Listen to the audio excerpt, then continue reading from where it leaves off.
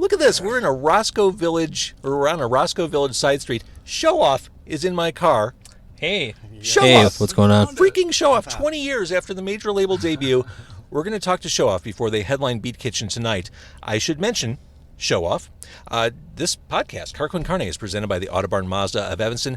I spent quality time today at the Autobarn Mazda of Evanston, checked out what they had, walked out with Mazda 6 that I'm going to be driving around. Did you Really?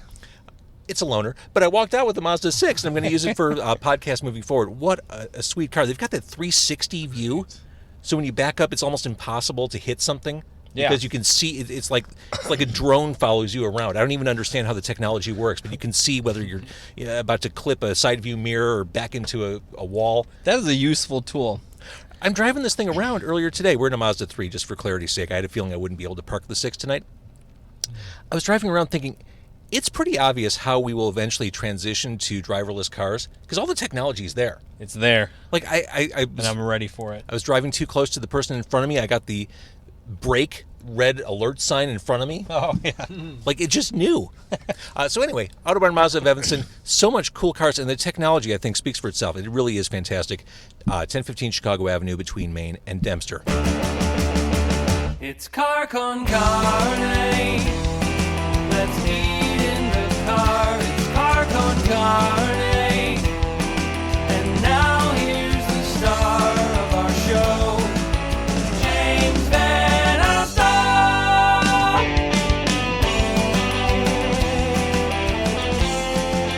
So, full disclosure, there's no food in the car today. It was too difficult to pull off. At Burger Fest. So, Showoff is headlining tonight at Beat Kitchen. Unbeknownst to me, I didn't plan ahead, the Roscoe Burger Fest is happening on Belmont between Western and Damon. That entire stretch is completely blocked off. All the streets north and south are just strangled with activity. So it took a little while to get here. I'm parked maybe half a mile, quarters of a mile away from Beat Kitchen. I made Showoff walk to my car. I didn't make you. You were kind enough to do it. No, you kind of forced us, but it is cool. And I did walk you. I provided a personal escort. It's true. It's true. Yeah. I've long dreamed of being your personal escort, Chris. I appreciate that. I need one of those. I do too. So, Not the same kind of escort, Chris. 20 years ago, That's true. 20 years ago, My wife can't listen to this. we were doing an interview. You would come to a big, opulent radio studio. We would sit and we'd broadcast to hundreds of thousands of people. And here we are on a side street in a car 20 years later. I'm not saying our career Moving trajectories up have, in the world. It's yeah, life's good. but we're happy. Yeah. But we're happy. Yeah. So, I mean, it's been a minute since we all sat in the same room together. 2 decades. That's pretty crazy. It's really crazy. And realistically, the last time I interviewed you was probably about the album you're performing tonight. Yeah. I mean, that's nuts to me. That's pretty crazy. So in preparation for this, the self-titled debut, which you put out on Madonna's label, Maverick, I haven't gone 20 years without listening to it, but it had been a little while. So I got the... Oh, thanks for that plug. Hang Really appreciate it. Let me finish my sentence, Chris. But I got to go back into the album with fresh ears. Yeah. Because it had been a while since I really dove into it. 20 years. No, it hadn't been... come on now. It had been a while. Listening to it with fresh ears, I guess my big takeaway was... It did not hold up. Stop. No, my takeaway was this should have connected. This should have worked. This should have gone farther than it did. I'm sure you probably feel the same way. No, not really. No, come on, really? Yeah, not really.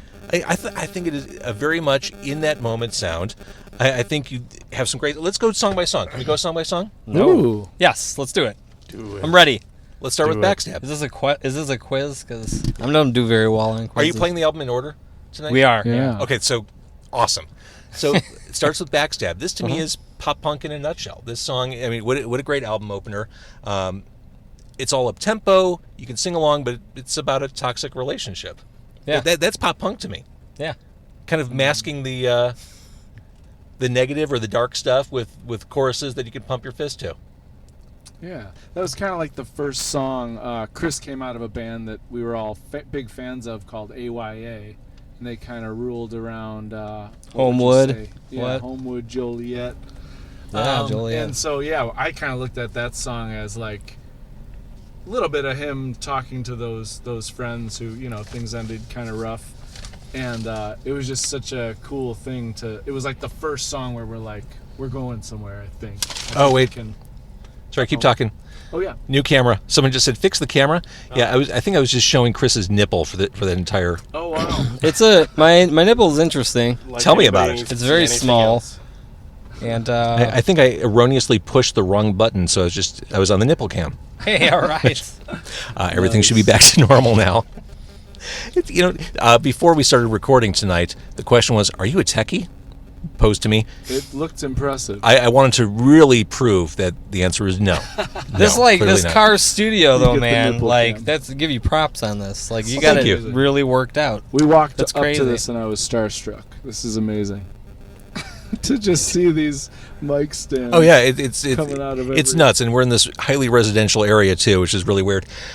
Let's talk about Spill. One of the things I really like about Spill, you do some vocal calisthenics on that song. Yeah.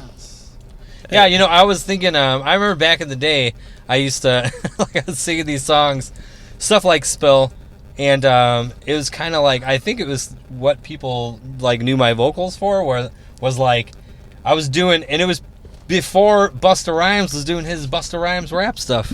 You're just like Busta Rhymes. Yeah, I mean, we look the same. I look just like him. You do. Yeah. And, but yeah, it's funny because there are people that I would talk to who would be like, oh yeah, like you do like rap rock, right? And I'm like, hell no, I don't do rap rock. This is not rap rock. This isn't like House of Pain meets the, whatever, Cypress Hill thing or whatever. Like, no, I don't do that. But it's fun. It's fun to do that.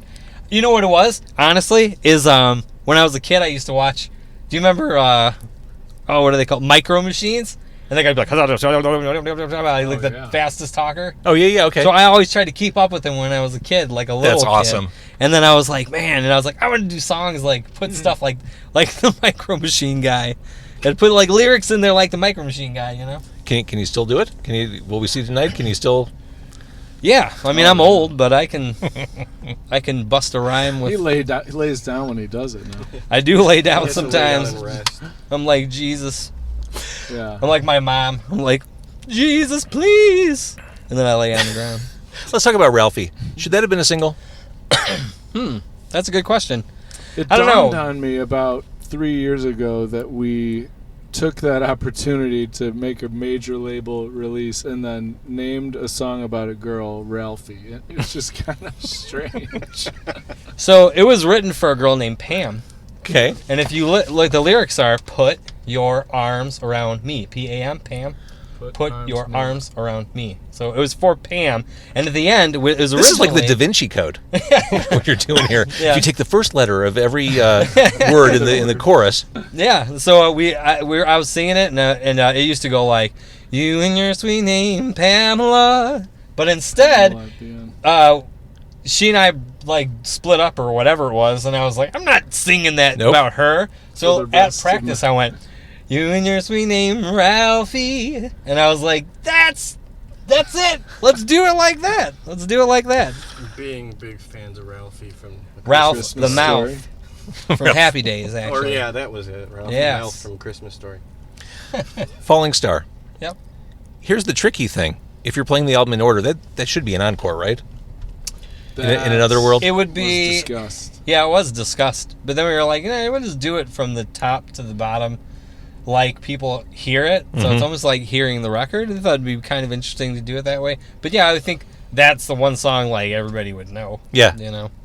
Tell me about Well, not that. everybody, but Tell me about that moment in time. It's yeah. 2000. The song is out. Tell me what was going on in Camp Showoff at that time. Man, I remember. I remember the song comes out, and for us, I think were we on the Get It Coca-Cola tour Oh, yeah. with Everclear It at was that either time? right What at was the it? time or that was right before Get It. Remember, Coca-Cola had this thing where you'd twist the bottle cap off, and then there'd be a code in the bottle cap, Okay. and then that bottle cap code, you would type it in, and then it would be like, you have a free ticket for this Okay. show. And it was us, Citizen King from Milwaukee, Mhm. and Everclear. Can we talk about the acronym? So it's IDIC, and if you really break that down, it's if you don't know, you don't go. And That's really, real- it was that a was hip for the terrible time. tour to be Terri- on. Yeah, it's when like our our, album comes out. our first big tour, and you couldn't tell anybody. Nobody could know. Right.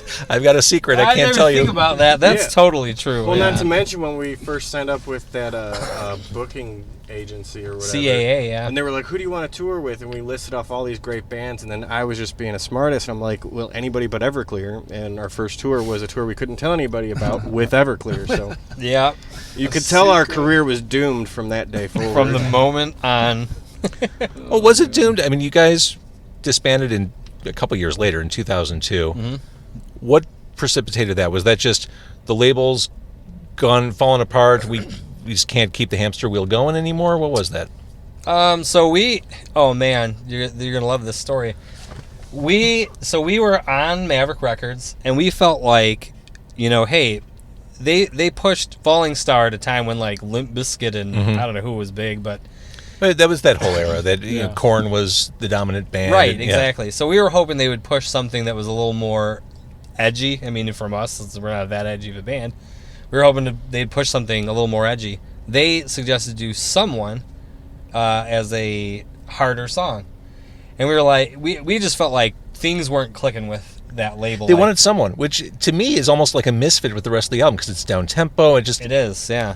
But they wanted us to record a harder version of it, okay. and we were like, you know what? I think This just sounds It was This sounds were like like, what it it's a not- became. rabbit hole. it's not clicking with how it should click. So we said, let's get on a different label. So we ended up changing managers at the time, and then he was from New York, and so we were like, you know what, we're going to change labels. And we were talking to Drive Through Records at the time, and they were doing very well at that time. So we were talking to them, but the manager we had at the time was like, let's do a major label showcase. So we had the a major label showcase prepared. We had the second album already recorded with Maverick. And then we were leaving, it was September 9th, we were leaving for New York City. September 13th was supposed to be our date for the show. And it was September 11th, we were leaving for New York City. And I turned on the TV, and the planes hit it. And I was like, that's got to be a joke. Like, at first I was just like, is this like an April Fool's? I was like, wait, it's September. Like, what's going on here? This makes no sense. Yeah. And then we figure out, like, all that was going on in 9/11. So, I mean, our problem's minuscule compared to what people went through on that day, obviously. But I it can totally see how this affected. this just the upends trajectory. everything. Yeah. But it gets crazier than that because we rescheduled, because the music business was like nothing at that time. It was like, we're not doing anything right now. No one We don't knew know what what's to going do. on. Yeah. No, across the arts and entertainment. It was crazy, yeah. So we were like, oh my gosh, what do we do? So our manager's like, let's book another tour or another show in New York City as a showcase. So we're like, okay, let's do it. And we book it, and we drive out to the WWE Center. That's where our showcase was, right? Now, there was police tape across from the building to another building where we were playing. And I'm like, what is happening? Like, what's going on? And there are cops everywhere. So I went up to a cop and I was like, hey, what's going on? And he's like, well, you heard like that somebody had sent anthrax to a news building, right? Oh my Lord. And we were like, yeah? And he's like, that's the building right there. It was across the street from where course we it were was. supposed to play our show. Man. So at that point, I feel like we had done, from that point, from April, we had recorded from January to April, and from April until the end of the year, we did almost 270 shows. Is that right? Yeah, I wasn't we in the were- band at that point. Oh, yeah. Don't look at We me. had lost Dave. I already long We had Wrong. ago. lost Dave. But we had done Oh, yeah, like it 270 shows, and we were just like, this Exhausted. we have to take a break. And Yeah. after the second time of that stuff happening, we were like, you know what? Like, I was having just issues at that time. Just, I was not in a good mental space. Like, I've had been dealing with anxiety and panic disorder my whole life, and depression, and being on the road did not help any of Oh, I those can't things. imagine. And then being on the road with all those things, and then those two Oh, huge things forget it. happening. Way worse for other people, but it definitely, like, it's crazy, but those two things, like, they made an actual, like, very big dent in the career of Showoff. Like, where do you go from there? Right, and I don't think you're the only band. Oh, I definitely mean, not. a lot of bands were affected by that. And I agree, if you're already prone to those sorts of emotions and feelings. Yeah. Those two things probably are just enough to make you say, I just need to recenter. Maybe we can figure out where we're at maybe in a year or 2 or 3 or whatever. Yeah. That's kind of what we did, but at the same time, I feel like then Dan had stuff going on. He has the band The Fold. Mm-hmm. So he had that started, and that started going on, and that stuff for him started happening. And then, like, for me, it was still just about, just as you said, like, I'm not trying to be like, Buddha meditator guy, but, like, I needed to recenter. I needed to get my head back, and, like, it took time to do that. But as it does, time passes me by. Time passed all of us by. And then, like, to reconnect on that, it took forever. So it wasn't until 2017 that we were able to really, like, get together again and start doing interesting. this. So it's nothing acrimonious, which I think is always the assumption when a band kind of rises and falls quickly. And not that you fell, but you called it a day. Yeah. But it makes perfect sense. The timing of everything, that's just... It's crazy. It's extraordinary. Crazy. And it's true. I mean, you kind of said it. You almost can't complain, even though your career was sidelined. You can't even, like, discuss in broad career terms because it was 9/11. Right, yeah. really- And I mean, what are you going to take pity on yourself? Like, way worse things happened to people on Yeah. those days. It impacted us personally, but it's incredible to think that, like, moments like that, huge moments in American history, but, like, those moments seriously affected and took its toll on the band itself. yeah. Which is, again, I'm not comparing to what had happened to other people. And I don't think anyone would accuse you of that. It's I hope not, because you never know. it's a perfectly natural. People like to latch on to things, you know that. People like to latch on True. to things and talk about it on the internet. And, exactly. Uh-huh. I don't care about those people. Let's talk about care Bully. about you people. Some of you I do. Bole, bole. Speaking of, let's talk about Wooly Bully, the Sam the Sham and the Pharaohs song you covered so ably. Glad you brought that up. Was Bully about kicking drugs or... I've never been a drug addict in my life. I But you drank. can still write about it. I mean... Yeah, yeah. I mean not from personal experience on myself, but like that song in itself, which is an interesting thing, I think.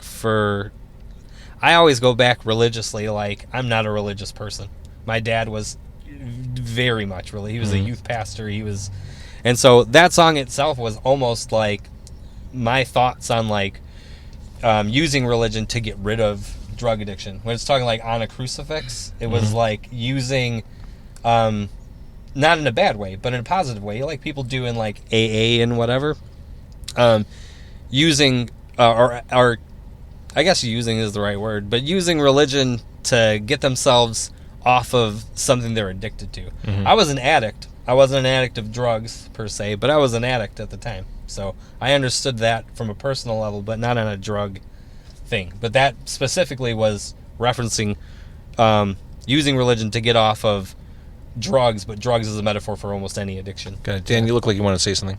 Please. No. Okay. that was Just his face. It's funny revisiting these songs. Chris is it talking weird? a little bit about the lyrics. He's like, where was I going with that? So yeah, I've never heard you explain Bully. That was I good. figured, I mean, now's the time. You're doing the 20th anniversary show. Yeah, Let's go all in. Second Chance. When we started talking, I said it seems to me like this song was the right sound at the right time. That song in particular, especially in the post-Blue Album world we lived in, seemed like a natural fit for what the public wanted. Yeah, it's hard to... It's got like that sock hop vibe. yeah, I feel like on that album, and that's probably why, I mean, it's so hard to say because for let's say the people that choose the songs that go on the radio, how do you choose it? And even for the people who are working your record from the label side, it's how do you choose the right song for the right moment? And I think a lot of that has to do with, I'm sure people are going to be like, I'm a professional, I know what I'm doing. A lot of it's luck. A lot of it's luck. It hits at the right moment. You were at the right place at the right time, and it hit. And I think with Second Chance, it would have been interesting to see what would have happened if that would have been a song that came out. I don't know though. Yeah. I don't know. I think we were one, destined for it. I think that song fell victim to that thing that happens when you're making an album where like there's a song where everyone's saying this is the first single the whole time, By the way, Chris and I wrote this very much sitting like you two in the front seat of a car. I remember one of us had an acoustic, the other one was driving. Second chances. But I it was love that. kind of like Yeah. we were pumped the whole way. John Feldman produced the album from Goldfinger, and he was putting all the time into Second Chance. Then Chris wrote Falling Star, which I think we already talked about. Yeah, we did. And it was like, this is the single. So then it was like, I remember someone kind of flippantly saying at a dinner with Maverick that we'll thumb wrestle over what the second single is, and maybe it would have been the second single, but we never got to that. Yeah, I never got to that point. Which is emblematic of that era Yeah. in general, for sure. Tell me about this time. Let's see. This time. So this time, I feel like that's a song that really got lost. Like, we never play it. We are playing it tonight. We never play it. Did you have to kind of relearn it? Yeah. Like, even on the way down, I'm like singing along with it on the Well, radio. 'cause here's I'm the like, great oh, thing. man. If you fuck up tonight, if you forget a lyric, you know that crowd's going to sing it for you. I hope so. I guarantee that'll Plus, happen. like, I'm not trying to have the singer ego, but like I was telling my wife, I was like, I'm pretty sure I've sang the lyrics even to Falling Star wrong, like at times. But when people come up to me, like they never say anything about it, and even if they did, I would be like, I wrote the song. Like you can't tell me how to sing it. Yeah. Right. I mean, it was funny though, just to think of like they're probably in the crowd going like, how the fuck does this guy not know his own song? You know? happens. And I'm like, it's been 20 years. Yeah. Like I don't sit around singing it, you know? Unspoken Words was the prom theme that never happened. Unspoken Words I wrote when I was 15 years old. Seriously. That Yeah. was a kind of a solo song that we kind of said, Chris, we need to put this. So on. that is truly the high school Chris. It is, yeah. Oh man, I the truly high had no school idea. Chris was like, I just want a girlfriend and no girls will look at me. Like that was the high school Chris. So I was just like thinking about that and Did you use actual strings on that? No. What was the... no, not on the album. They had some, and I don't know what it is now, but like, you know, keyboards can do everything now. Is that But what that that's... was not okay. a keyboard. It was this machine that like produced, like it had tapes of every single note, and somehow they would program these cassette things to make. Mellotron? Is that what it is? Something like that. I'm probably saying it slightly Yeah, wrong. it was a strange thing. Like I didn't understand, and I wanted no part of. So I was like, "Wow, that's crazy. That thing's gonna do Yeah, its that magic." is I cool. guess. All right. Beatles made it famous, whatever it is. Whatever I'm saying slightly wrong. Beatles show off. I mean, I was come gonna say, on, if you- apples. if you like- apples here. If you like the Beatles, you're going to love Showoff. Yeah. Love unspoken words. Fact. Tell me, is this another Chris holding out hope for a crush? I'm going to tell you, just to give away pretty much all of my songwriting secrets, it's all about, like, not being able to get a girlfriend. Like, it is all about that. I mean, I was lovesick throughout. You know, you grow up with, like, for me, I grew up with, like, two parents that like, very much loved each other and showed that love all the time. And, like, I wanted that, you know? I wanted that. I was one of 8 kids, so I didn't get enough attention. I just wanted...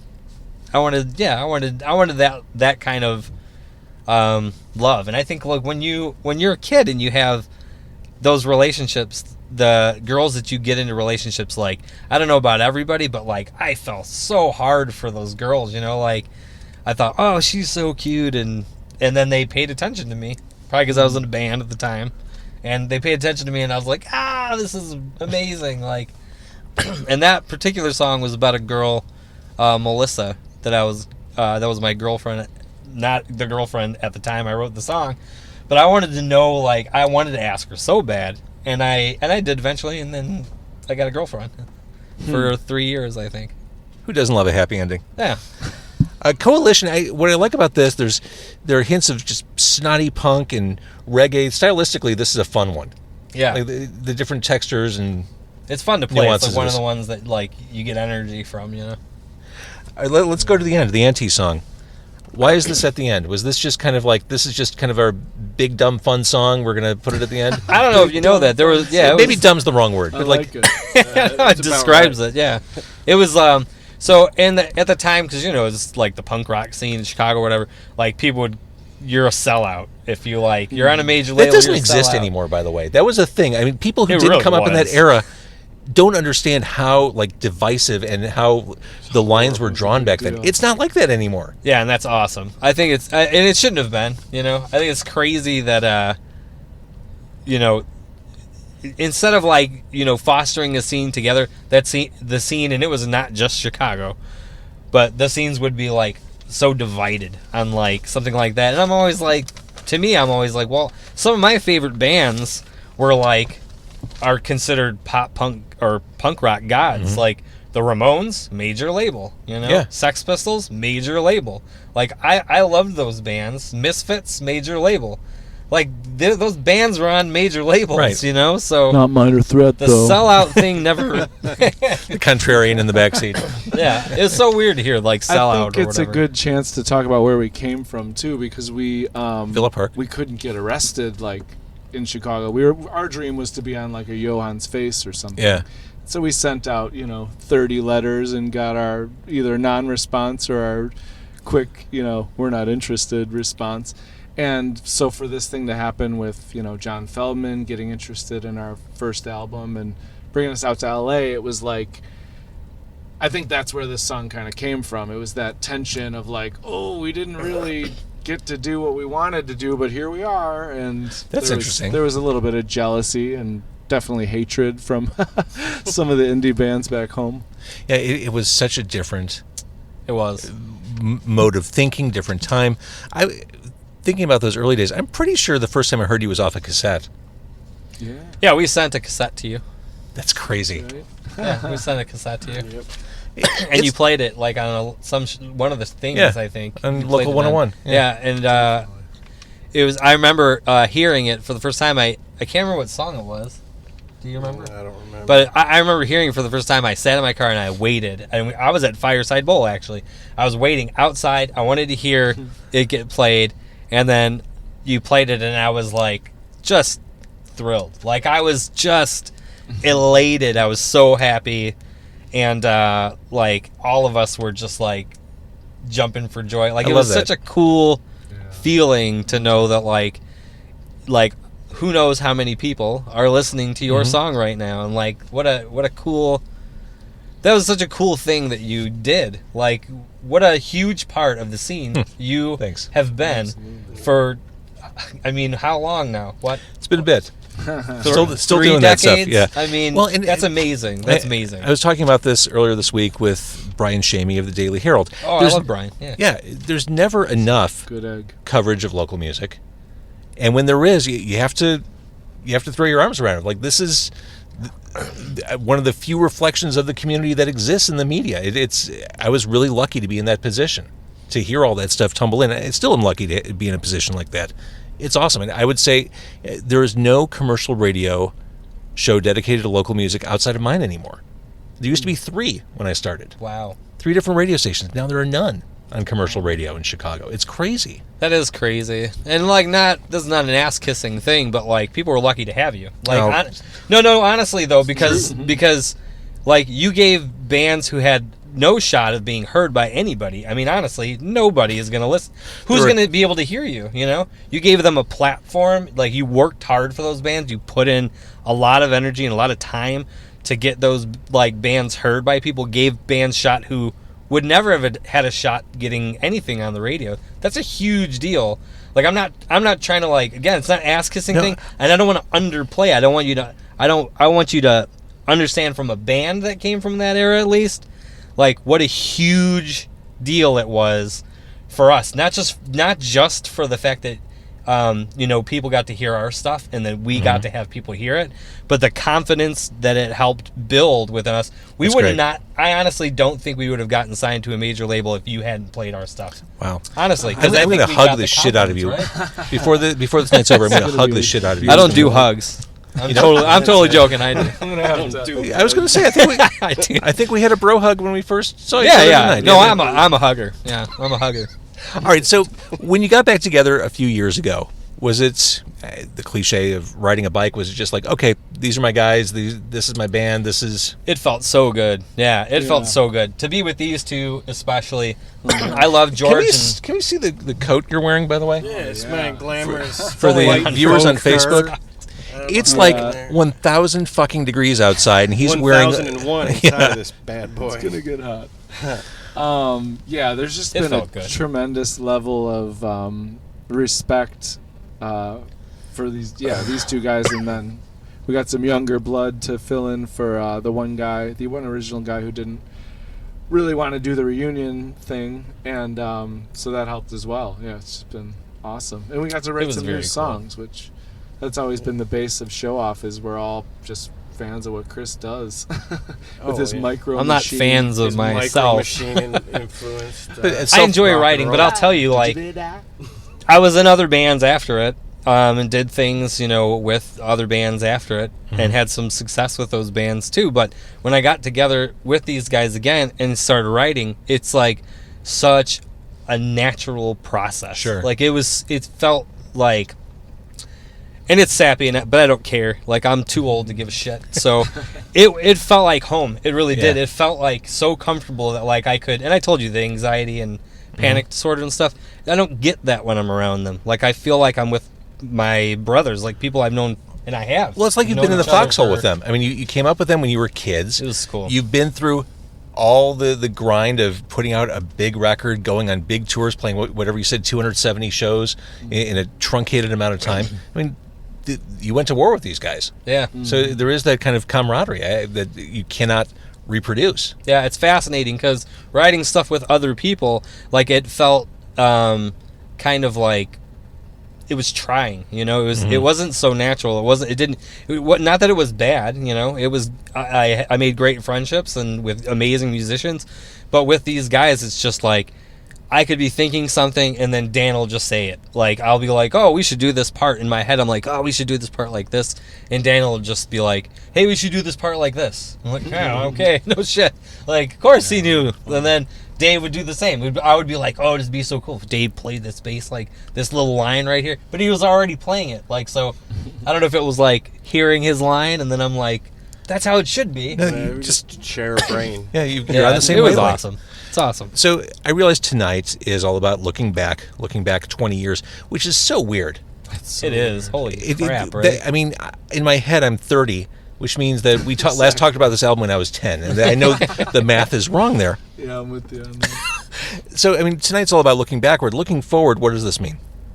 I mean, Who full knows? speed ahead, or is this kind of a conditional thing? Like, if the stars align, we'll keep I'll soldiering tell you, on? like, I honestly feel like if we, I have no desire in any way to do anything where I get big. Like, none.